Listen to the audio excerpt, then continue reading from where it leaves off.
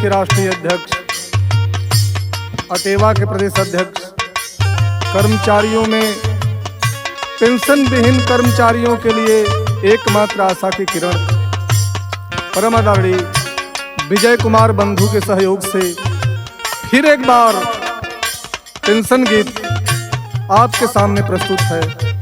हम अपने साथियों के हौसला के लिए क्या कहते हैं।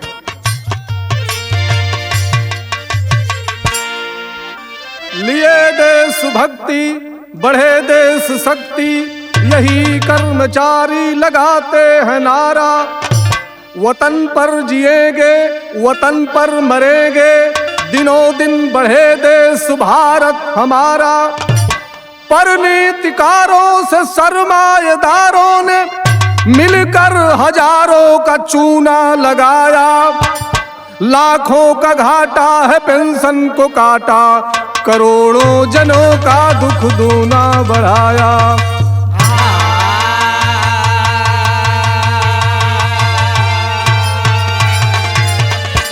हमारे आजमगढ़ के सम्मानित अध्यक्ष सुभाष चंद्र भाई क्रांतिकारी बात कहते हैं।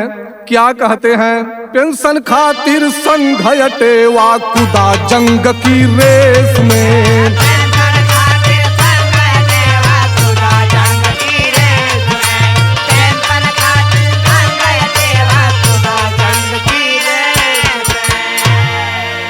NMOPS लगा हुआ है पूरे जान से देश में। पेंशन खातिर संघ अटेवा कूदा जंग की रेस में।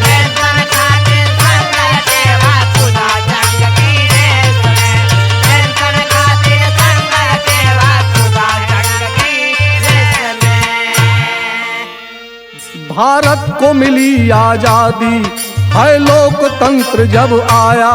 स्वाधीन भाव से जन जन भारतवासी मुस्काया।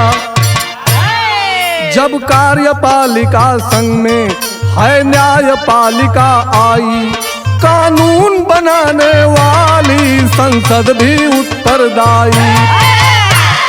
सह सके न पूंजीवादी यह लोकतंत्र का शासन। ब्यूरोक्रेसी की ताकत कहते हैं जिसे प्रशासन। सरकारी सेवा कर्मी एक नया वर्ग जो आया, मध्यम वर्गी बनकर के आजाद देश में छाया। इससे निजात पाने को पूंजीवादी घबराए, तब निजीकरण को वे सब अपना हथियार बनाए। तो छली कपटियों का शासन से मेल हो गया। छली कपटियों का शासन से मेल हो गया, तब पेंशन मिटाने का खेल हो गया।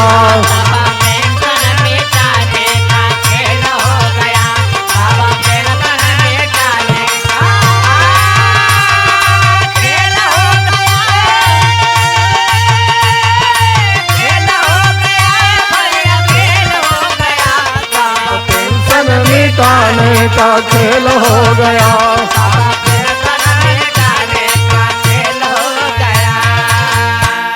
बंधु कहें साथी देर ना लगाओ, बंधु कहें साथी देर ना लगाओ। अटेवा बुलाता है साथ निभाओ। लोकतंत्र वाला शासन बेमेल हो गया, तब पेंशन मिटाने का खेल हो गया।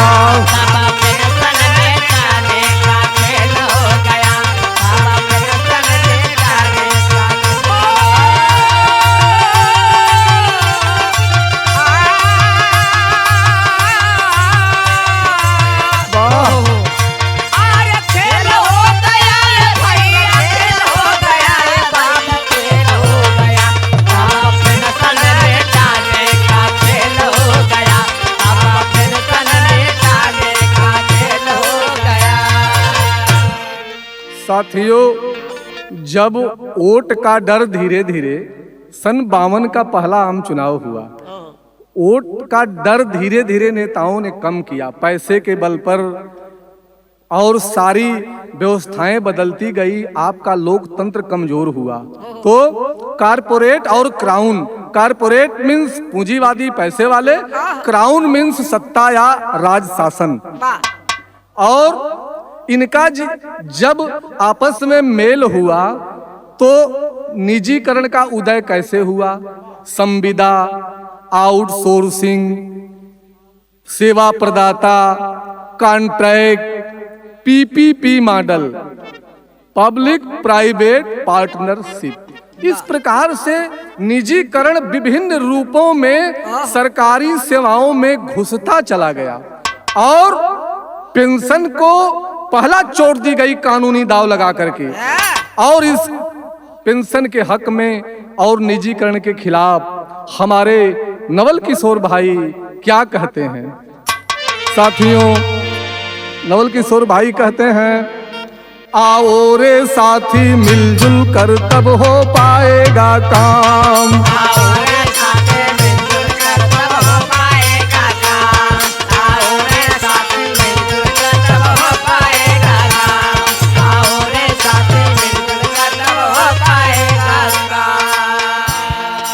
हमें चाहिए ओपीएस एनपीएस है बेकाम।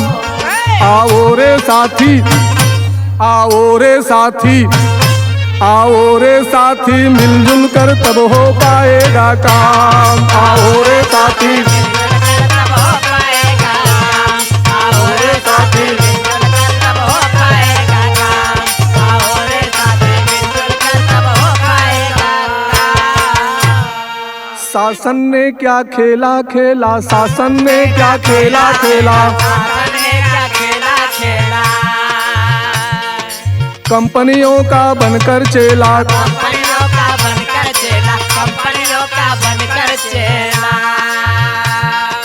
शासन ने क्या खेला खेला, कंपनियों का बनकर चेला, राज धर्म को भुला दिया है कानूनों का मारे ढेला।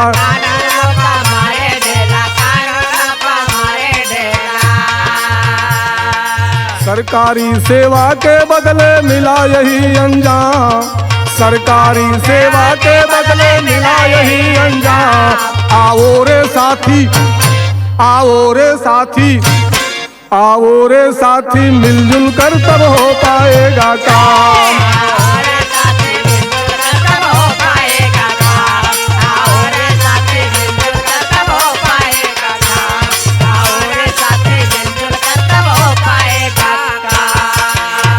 साथियों, अटेवा के भाइयों और बहनों, सारे लोगों ने इस आंदोलन को इतना साथ दिया है।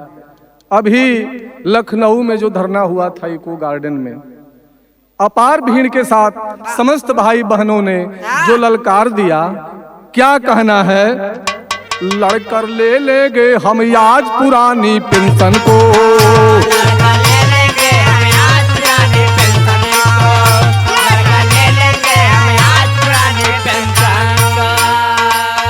लगाओ मिलकर के आवाज पुरानी पेंशन, पुरानी पेंशन, पुरानी पेंशन को।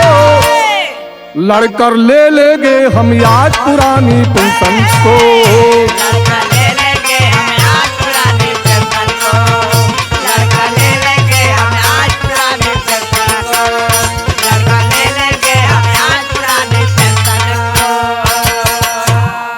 ओपीएस वाले भाई अपने आप भी साथ में आओ,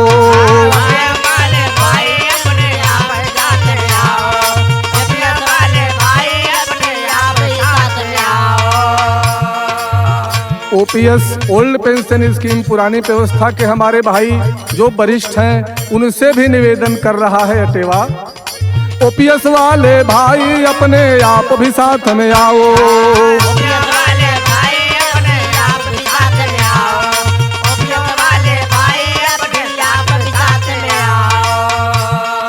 जन विरोध की नीति के आगे मिलकर जोर लगाओ पुरानी पेंशन को, पुरानी पेंशन को। लड़कर ले लेंगे हम आज पुरानी पेंशन को, लड़कर ले लेंगे हम आज पुरानी पेंशन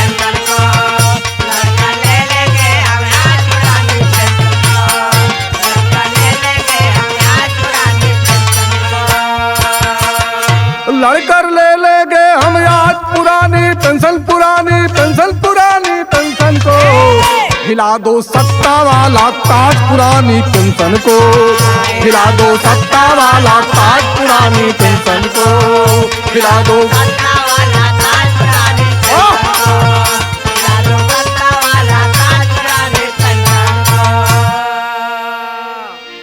साथियों, विजय कुमार बंधु ने जो ललकारा है, उस क्रांतिकारी ललकार को आखिर में क्या कहते हैं? विजय बंधु की ललकार है या टेवा वाले, विजय बंधु की ललकार है या टेवा वाले, विजय बंधु की ललकार है या टेवा वाले। जब तक सुनेगा नहीं शासन मानेगा नहीं,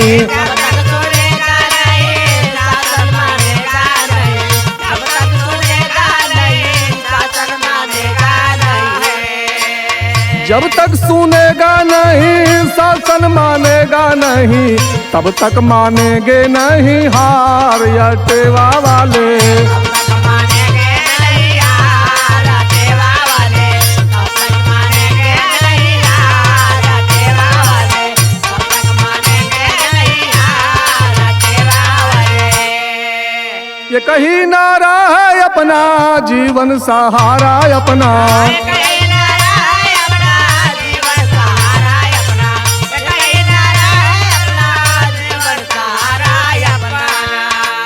ये कही नारा है अपना जीवन सहारा अपना, पेंशन पुरानी चाहिए यार या टेवा वाले,